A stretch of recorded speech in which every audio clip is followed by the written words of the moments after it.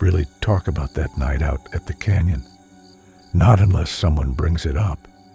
And then I just shrug and act like I've got nothing to say. Sounds dumb, but the truth is, if I actually told people what happened, they'd think I'd lost my mind. Sometimes, though, if I'm up late and the wind's howling outside, it all comes back, every weird second of it. So this was years ago, back when it was me, Chris, and Javi running around like idiots. Late September, when Arizona starts getting cold at night.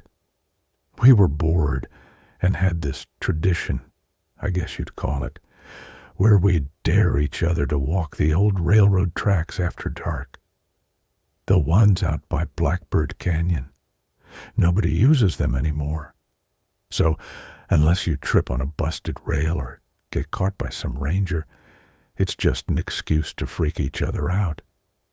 That night, the moon was barely there, just this little sliver, and the whole canyon looked like a bottomless pit beside us. I remember the sound of our shoes on the gravel, the way our flashlights made the rails shine. Javi was doing his usual thing, trying to balance on the rail and pretending he was some kind of circus act. Chris and I were hanging back, talking about whatever. Then we saw her. It started as this tiny flicker of yellow light way up ahead.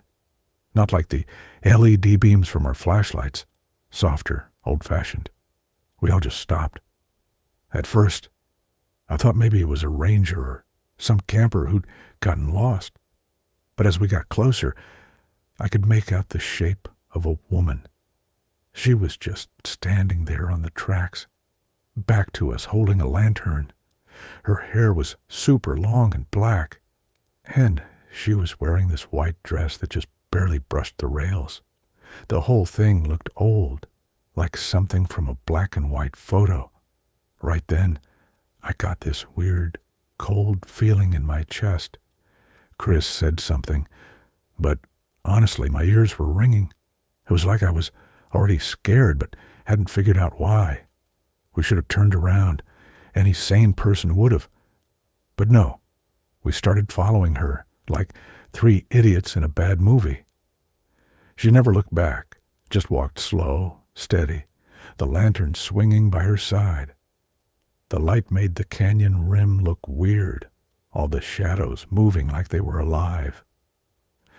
After a few minutes, she turns off the tracks, just like that, no warning, slips into the brush with this gliding kind of walk. We followed her, ducking under branches, stumbling over rocks, barely keeping her in our flashlight beams. I remember the smell out there. Juniper, dry dirt, and something else, like something dead hidden nearby. The air felt full of static, like we'd stepped out of our own world and straight into some other place. She kept close to the edge. The white dress almost glowed in the dark.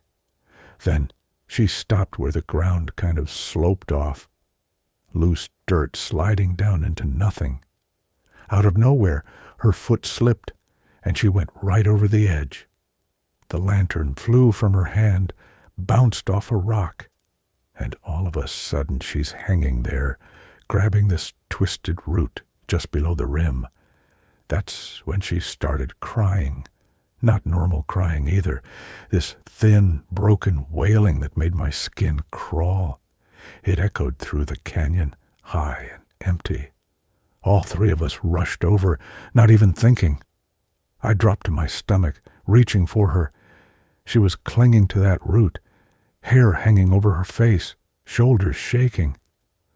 Chris and Javi were right there too, trying to get her to take our hands, to just hold on. She just cried harder, her whole body shaking so bad I thought she'd slip for sure. I actually felt bad for her. I kept reaching, begging her to grab my hand. And then, just like someone flipped a switch, she stopped, got real still. Slowly, she lifted her head, and her hair slid aside just enough for me to see her face. Except it wasn't a face. not a human one. I don't even know how to describe it. Where her face should have been, there was this long horse muzzle, black eyes shining in the lantern light. Her mouth hung open, teeth showing, and the sound coming out was this mix of sobbing and snorting. The dress, the hair, it was all fake, like a disguise thrown over something that didn't belong. I scrambled back so fast I scraped up my arms. Chris and Javi just stood there, frozen. For a second, none of us moved. Then that thing, whatever it was, let go of the root. She fell, arms reaching, hair flying out behind her, and disappeared into the canyon like she was never there.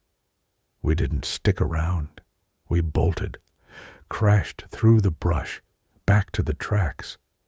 Didn't care about the cuts or the branches smacking us in the face.